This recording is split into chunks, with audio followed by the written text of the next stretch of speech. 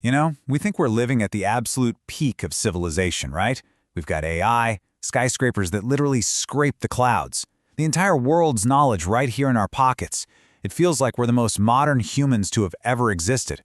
But what if I told you that all of this, everything we call modern, is really just a software update running on an operating system that's 2,500 years old?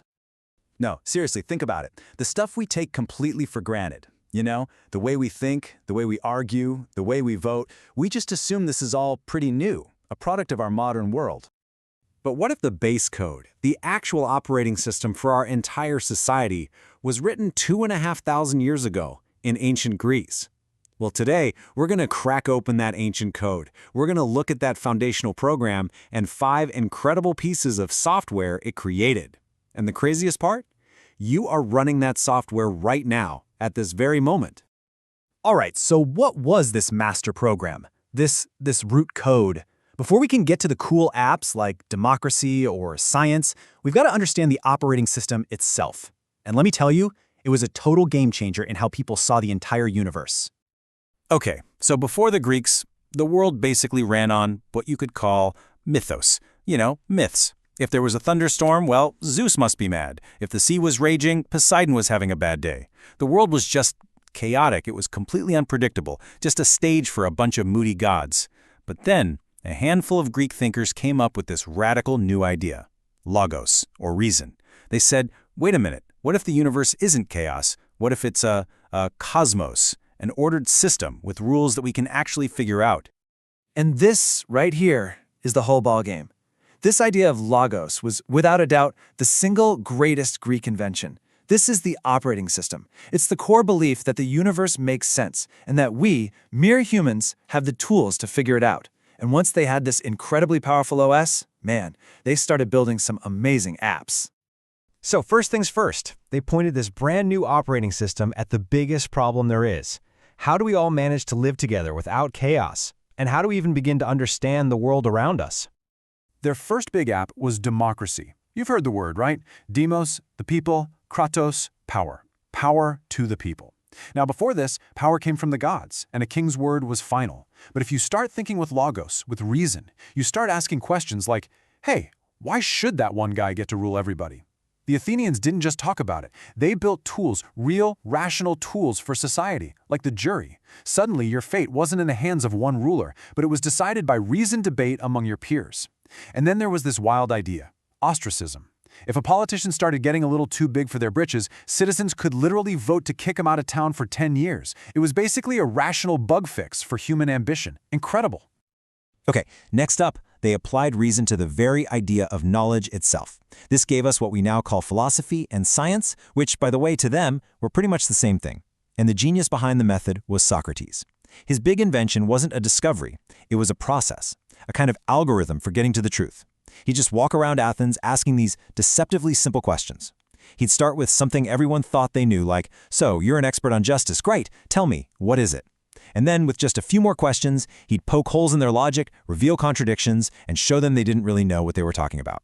It's a method for getting closer to the truth by first realizing how little you actually know. And please, don't think for a second this is just some dusty old history. This exact method, ask a question, test it, find the flaw, and do it all over again, that is the absolute bedrock of all modern science. Every scientist in a lab testing a theory, every programmer hunting for a bug in their code, they are all fundamentally descendants of Socrates. So we've got society and knowledge covered, but here's what's just mind-blowing. They didn't stop there. They took this same logical operating system and aimed it at the most abstract, the most human things imaginable: beauty, math, and even our own messy emotions. Yeah, we've all seen this in math class. A squared plus b squared equals c squared. But for the Greeks, this was so much more than just a handy formula for building something. See, other ancient civilizations used math for practical stuff, measuring land, counting grain. The Greeks, they saw something way deeper. What they invented was the idea of proof. Pythagoras didn't just figure out a useful trick. He realized that his theorem was an eternal truth. It wasn't just true for a triangle in his backyard. It was true for any right-angle triangle anywhere in the universe forever. It was like they'd found a line of the universe's source code. For them, math wasn't just a tool, it was the very language of that ordered cosmos. All right, but what about our feelings? You know, the messy, illogical parts of being human. Well, believe it or not, the Greeks used reason to tackle those too. Their tool? The theater, specifically Greek tragedy. I mean, why would thousands of people gather to watch stories that were just absolutely heartbreaking? Well, for them, the theater was like a social laboratory. Aristotle had a word for its purpose, catharsis. It's this idea of purging your emotions. By watching a great hero fall because of a single tragic flaw, like arrogance, what they called hubris, the audience could safely examine those same dangerous feelings in themselves, understand them, and walk away as better, more balanced citizens. And again, this is not just ancient history. The three-act structure, the setup, the confrontation, the resolution, the idea of a flawed hero who has to overcome some internal struggle, that entire storytelling blueprint that powers almost every single movie or Netflix show you binge watch, yeah, the Greeks wrote that. And finally, the applied reason to the idea of beauty itself. To the Greeks, beauty was not an opinion, it was math. When they built something like the Parthenon, they weren't just piling up marble, they were trying to create a physical manifestation of order, of harmony, of logos itself. But here's where their genius just goes to a whole other level. They were smart enough to know that the human eye is, well, it's not perfect. They knew that if you build a huge column that is perfectly straight, our own eyes will trick us. It'll look like it's sagging in the middle, like it's weak. So what do? How do you solve that?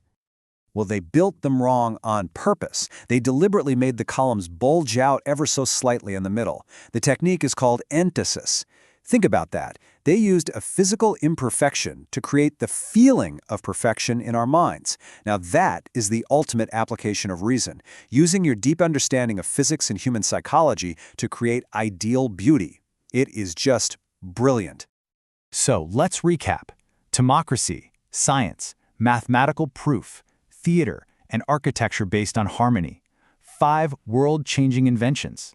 And every single one of them is just a different piece of software running on that same powerful foundational operating system, Logos, the belief in reason. And man, that OS has had quite a journey. It was written in ancient Greece. Then it was copied and spread by the Roman Empire. During the Dark Ages in Europe, it was Islamic scholars who preserved it, studied it, and even enhanced it. And then, during the Enlightenment, it got a full system reboot, creating the modern world we're all living in right now. You are part of that story. So when it all comes down to it, the greatest legacy of the Greeks isn't the beautiful marble ruins or the fascinating myths. It's the idea itself. It's that powerful, world-changing belief that the universe isn't just random chaos, that it's an ordered system, a cosmos, and that we have the tools right here in our own minds to figure it out. That single idea is the engine that still runs our world. And that leaves us with one last question for you to think about. Of all these incredible pieces of Greek software, democracy, science, math, theater, architecture, which one do you think is the most important, the most critical for us today?